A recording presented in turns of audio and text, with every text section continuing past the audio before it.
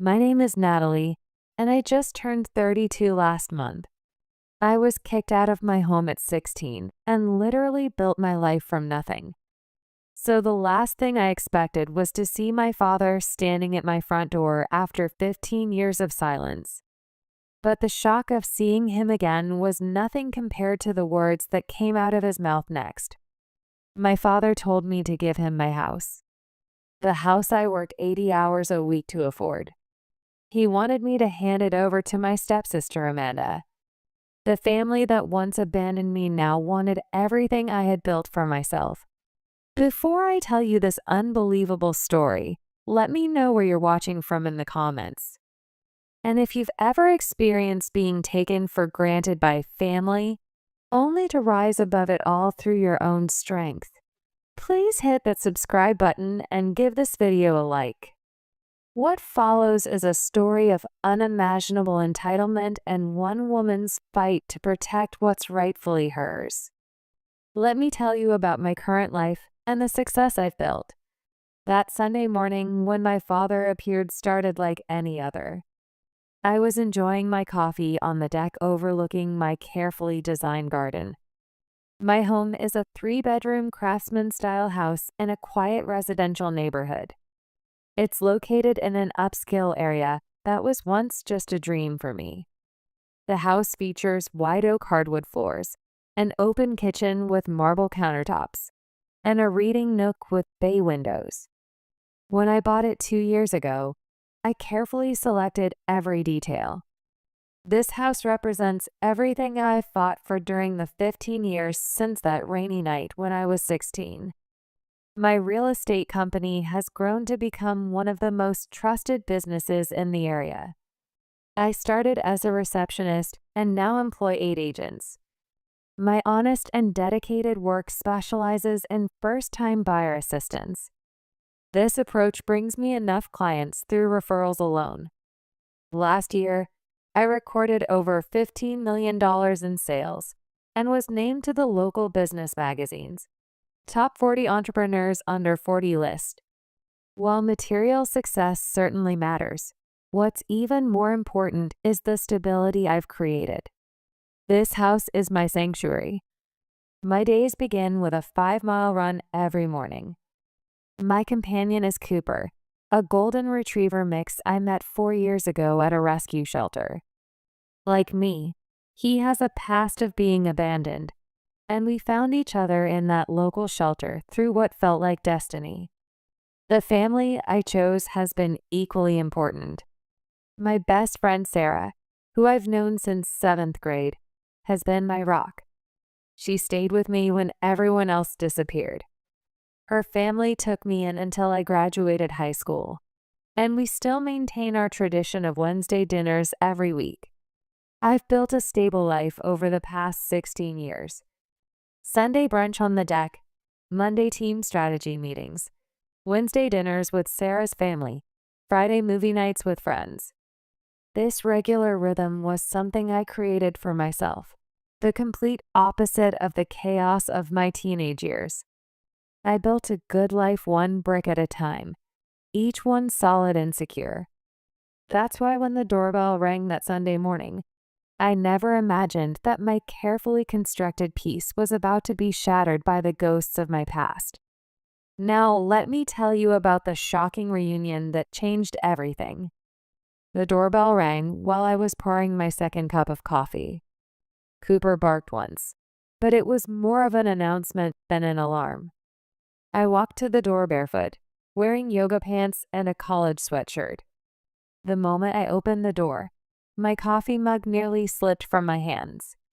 Standing there was my father, Thomas Wilson, appearing after 15 years of silence.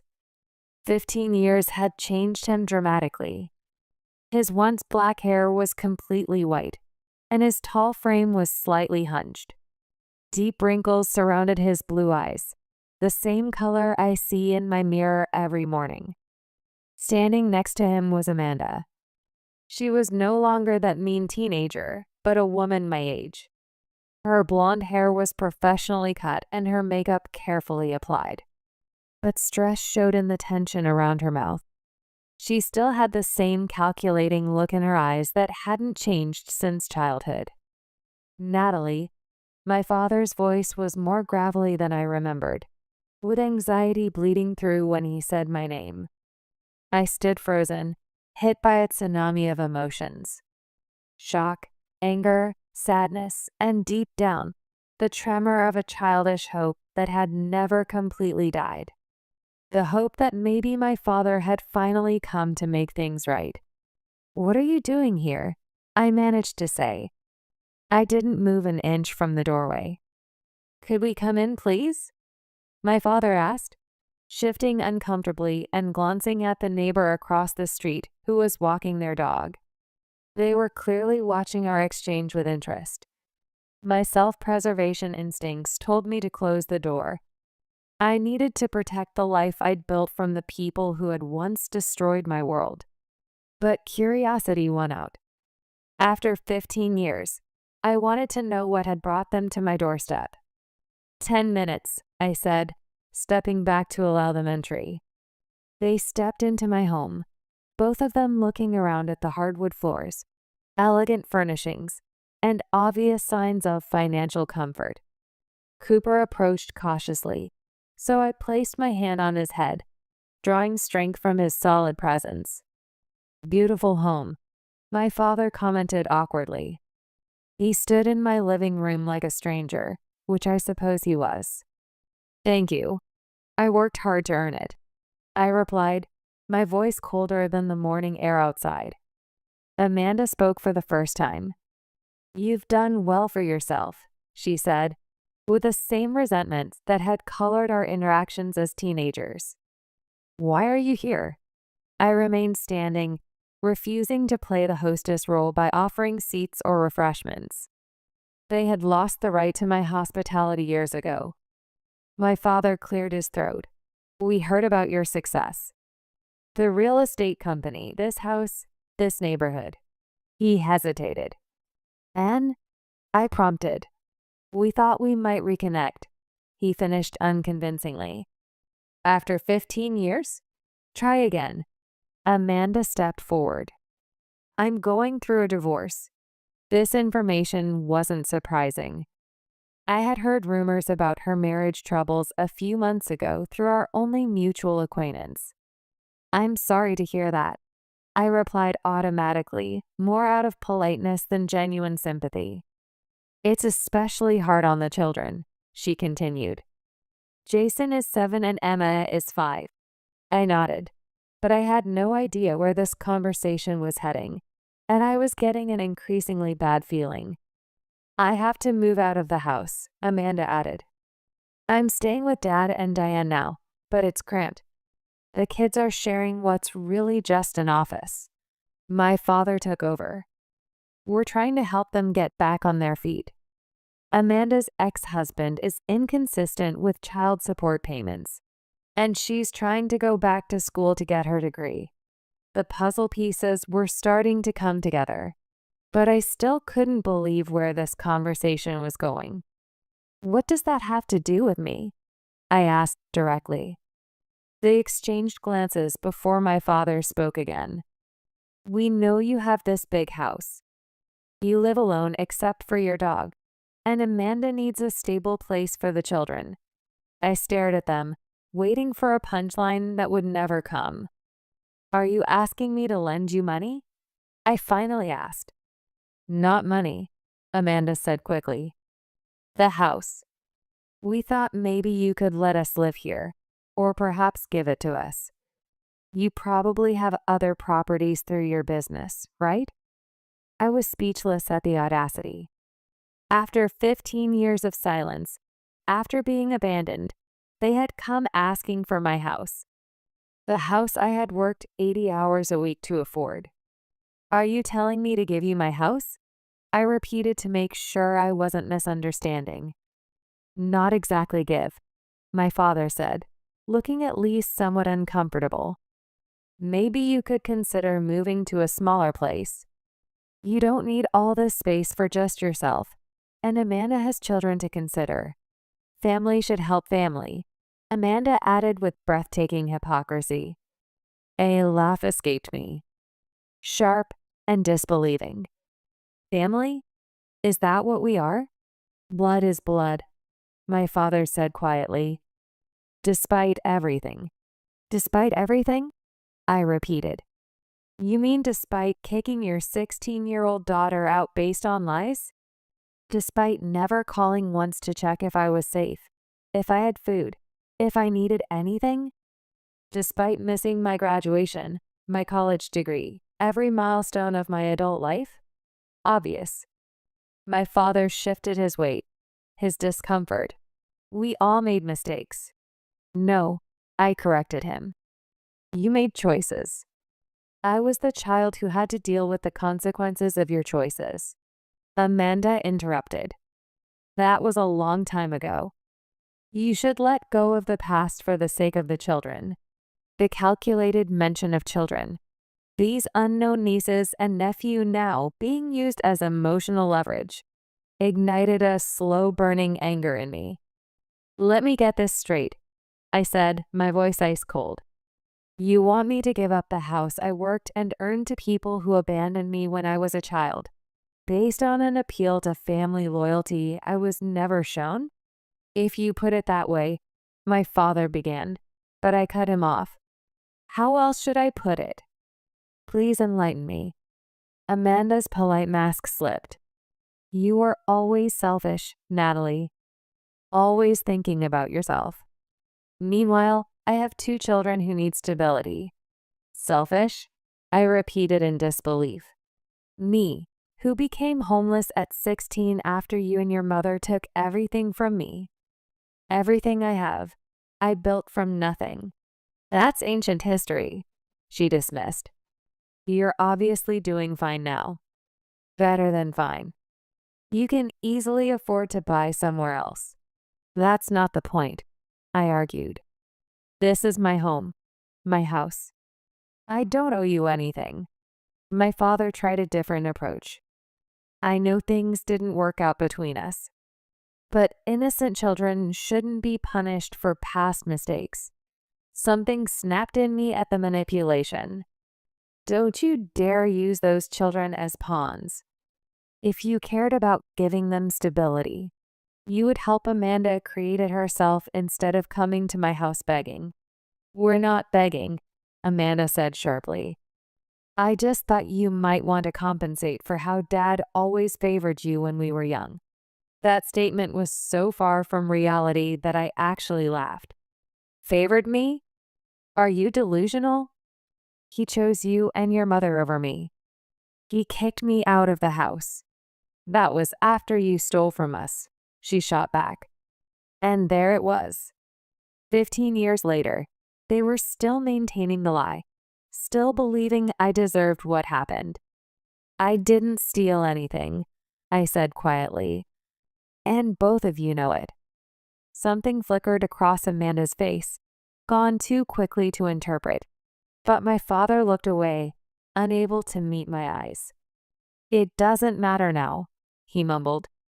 What's done is done. It matters to me, I insisted. That's why we're standing here having this conversation after 15 years of silence. That's why I had to build my life from scratch while you continued supporting Amanda into adulthood. Fine, Amanda shouted. Maybe I did move the money. Are you happy to hear that? What does it change now? Her casual admission of guilt, delivered without remorse or apology, set fire to my chest. Everything I had known for all these years crystallized into perfect clarity. It changes everything, I said softly. Just not in the way you think. Now I'm going to tell you about my final weapon and the truth that had been waiting 15 years to be revealed. I took a deep breath and centered myself in the present moment. Cooper pressed against my legs, sensing my distress and keeping me grounded. I was facing the ghosts of my past, standing in my own living room. Wait here, I said, my voice steadier than I felt. I walked to my home office that overlooks my sunny backyard garden. In the bottom drawer of my desk was a fireproof box containing my most important documents. Property deeds, insurance papers, a box of my mother's mementos, and a sealed envelope I had carried through 6 moves over 15 years. When I returned to the living room, my father and Amanda were whispering to each other, falling silent when I entered. I placed the envelope on the coffee table between us. "What's that?" my father asked. "Evidence," I answered simply. "Evidence I've kept for 15 years, waiting for this moment. I never really thought you'd come." I pulled 2 documents from the envelope. The first was yellowed with age, but still legible. "This is a bank statement from your joint account with Diane," I told my father. "Look at the withdrawal on October 14th. $2,000. The exact amount I was accused of stealing the next day." My father stared at the paper, confusion clear on his face. "How did you get this? It was mixed in with my school papers. I found it when I was packing the night you kicked me out. It was too late to change what was happening, but I kept it anyway." I placed the second document beside it. "This is a transcript of a conversation I had with Amanda 3 years after I left. She admitted everything then. She didn't know I was recording." Amanda's face flushed with anger. "You recorded me without permission? That's illegal." According to what I researched at the time, this state only required one-party consent for recording. And frankly, after what you did to me, I'm not particularly interested in your definition of right and wrong. My father picked up the transcript, scanning the highlighted sections where Amanda bragged about planting money and a bracelet in my room, convincing her mother to eliminate the competition. "Is this true?" he asked Amanda, his voice barely audible. She tossed her head defiantly. "We were kids. I was jealous. Mom said you always put Natalie first. We needed to break your attachment to her." The confirmation hung in the air between us. My father sank uninvited onto my couch, suddenly showing all of his 65 years. "Did Diane know?" he asked, his voice barely a whisper. "Of course she knew," Amanda answered frantically. "It was her idea. She said you were too blind when it came to your precious daughter." I watched my father absorb this information. The knowledge that he had been manipulated by his wife, that he had abandoned his daughter based on deliberate lies. Part of me had fantasized about this moment for years, imagining the satisfaction of watching him face the truth. The reality was more complex, a mixture of vindication and fresh grief for what we had lost. "All this time," he mumbled. "All these years? Yes," I said simply. "All these years." He looked up at me with tears in his eyes.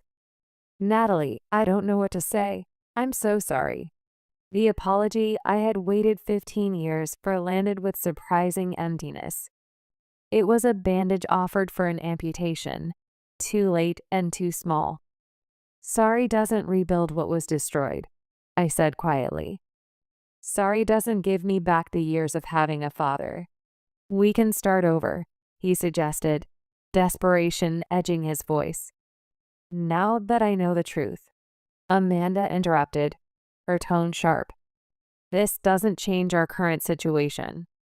You can feel bad about the past, but we still need a place to live.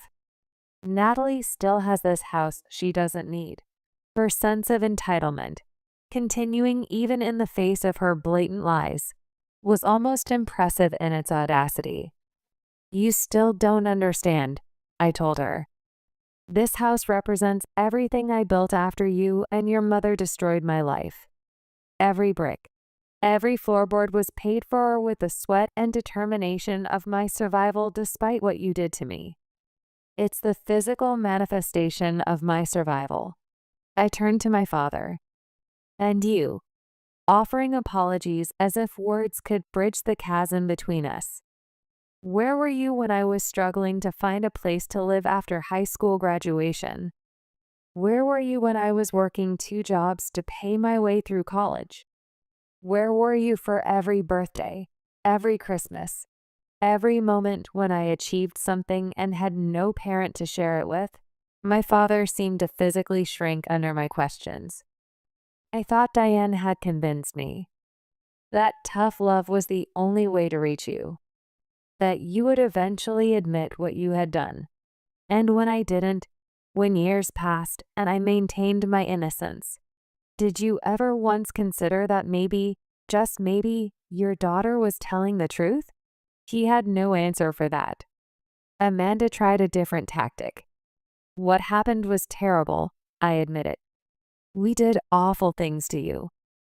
But my children are innocent in all this. They need a stable home. Then provide them with one, I answered. The way I had to provide for myself at 16. It won't be easy. It's not easy, she insisted. The job market is tough. Childcare is expensive. I'm well acquainted with challenges, I interrupted her. I faced them alone at 16. You're 31 with family support. Figure it out. So you won't help us at all? My father asked, a hint of his old authority creeping into his voice. After everything I did to raise you? The audacity of his question left me speechless for a moment. Everything you did for me? I finally managed. You mean fulfilling your basic legal obligations as a parent until I turned 16, then abandoning me? Should I be grateful for that bare minimum? I wasn't perfect, he admitted. But I loved you. I still love you. The words I had once longed to hear now rang hollow. Love isn't a feeling, Dad. It's a series of actions. Showing up, believing in your child, supporting them through difficult times. By any measurable standard, you stopped loving me the night you chose to believe I was a thief. Amanda suddenly stood up. This isn't getting us anywhere. Are you going to help us or not? I really looked at her then. The woman who had been at the center of my family's destruction. There was no remorse in her expression, no real recognition of the damage she had caused. Just irritation that her plan to profit from my success wasn't going as expected. Not 1 inch of this house will ever be yours, I said calmly. Not the smallest corner, not for a day, not for an hour. This is my home, paid for with the life I built after you destroyed my first one. You're still that same selfish little girl, Amanda spat. And you're still the same entitled person who never learned that actions have consequences, I replied. Some things never change. I turned to my father. I think it's time for both of you to leave. He stood on shaking hands, looking lost in his daughter's home that he barely knew. Natalie, please. Now that I know the truth, we can get past this. The truth was always there, I interrupted. You chose not to see it. You chose Diane and Amanda over me, again and again. And now you're here not because you miss me or want to make amends, but because you want something from me. That's not fair, he protested weakly. None of this was fair, I agreed. But unlike you, I stopped expecting life to be fair. I built my own justice, my own safety, my own family of people who actually show up for me. I moved toward the front door, making it clear our conversation was over. Amanda stepped out first, muttering complaints about my selfishness. My father lingered, looking back at me with pleading eyes. Could I at least have your number? Maybe we could talk again when things aren't so emotional. I considered his request carefully. I was weighing the child in me who still longed for a father. But I also had to consider the woman I'd become, who had learned to protect herself from people who would hurt her. No, I finally said. I spent years reaching out to you, trying to maintain some connection. You ignored every attempt. You don't get to casually walk back into my life when it's convenient for you or when you want something from me. I made terrible mistakes, he admitted. Yes, you did. And mistakes have consequences. This is yours." As he stepped onto the porch, he turned back one last time. "I really am sorry, Natalie." I acknowledged his words with a nod, accepting them without embracing them as enough. "Goodbye, Dad." I closed the door and leaned against it. The sound of their car starting and driving away filtered through the windows. Cooper, sensing my distress, nuzzled my hand with his nose. I slid down to the floor and buried my face in his soft fur as 15 years of pent-up emotions finally broke free. I cried for the 16-year-old girl in the rain, for the father I had lost, for the family we might have been in a world without Diane and Amanda's manipulation. And finally, I cried with relief that the truth I had carried alone for so long had finally been spoken aloud. Let me tell you about the new beginning that followed. When the tears stopped, I called Sarah, who arrived 20 minutes later with coffee and unwavering support. We sat on my deck, the same place where I had been peacefully enjoying my morning before my past came calling. "Are you okay?" she asked after I summarized the entire confrontation. "I think I will be," I answered honestly. It wasn't the closure I had imagined, but maybe it was the closure I needed. I always thought vindication would feel better. "Vindication doesn't heal the original wound," she observed. "It just confirms you weren't crazy." We sat in comfortable silence, watching the birds in the garden. "You know what's ironic?" I finally said. "After all these years of wondering if he would ever acknowledge the truth, it turns out it doesn't really matter that much anymore. I built this life without him. His opinion stopped being essential to my happiness a long time ago." The following week, I made a substantial donation to the youth shelter where I volunteer. It was specifically designated for emergency housing for teenagers in crisis situations. I couldn't change my own past, but I could help create better outcomes for others facing similar situations. I also scheduled additional sessions with Dr. Winters. This would help me work through the complex emotions the confrontation had stirred up. "How does it feel to have faced them as a complete person?" she asked. "On your own terms, in your own home, as an adult?" "Empowering," I admitted. For so long, I was that scared teenager who had been thrown out of her home. Facing them as an adult, on my terms, in my own house, changed something fundamental about my relationship with them. Life settled back into my rhythm. My business continued to thrive. Cooper and I took our morning runs. I had dinners with Sarah's family and movie nights with friends.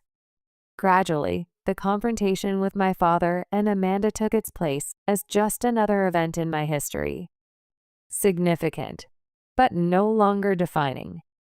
3 months later, a card with a local postmark arrived in the mail. Inside was a short note from my father. It included his phone number and an open invitation to call if I ever wanted to talk. No demands, no guilt, just an open door. I placed it in my desk drawer, neither accepting nor rejecting the possibility. The choice was now mine, and that made all the difference. My house remained my sanctuary, every corner filled with the life I had created for myself. Not 1 inch would ever belong to those who had betrayed me, but every inch told the story of my resilience, my determination, and ultimately, my victory. Have you ever had to stand up to family members who took you for granted and then expected your help? I'd love to hear your stories in the comments. Remember, sometimes saying no to toxic people, even if they're family, is the strongest thing you can do. If this story resonated with you, please hit that like button. Subscribe for more stories about overcoming adversity, and share this with someone who might need a reminder of their own strength. Thank you for listening to my story. And remember, you deserve to protect the life you've worked so hard to build.